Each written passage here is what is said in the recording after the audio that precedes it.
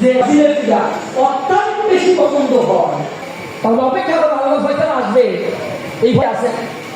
তাহলে একটু এগিয়ে আসেন। আমরা সেই দৃষ্টিভঙ্গির আলোকে যেন আপনারা ইসলামী ছাত্র শিক্ষিত শহরে প্রত্যেক দিন সন্ধ্যা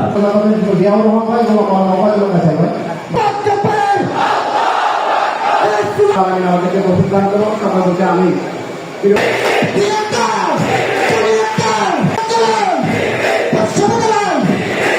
চমৎকার বক্তব্য দেওয়ার জন্য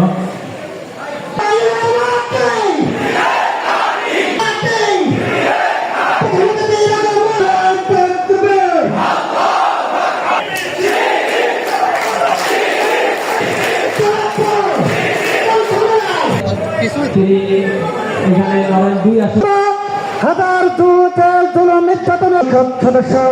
আমাদের একান্ত প্রিয় বাদন ব্যক্তি আন্দোলন ছিল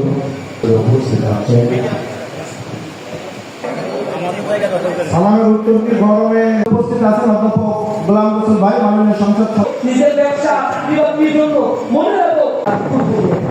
তোমাদের উপরে কিতাব আগাম যদি হয় তোমাদের এমন মধ্যে একটা অপছন্দ করতে না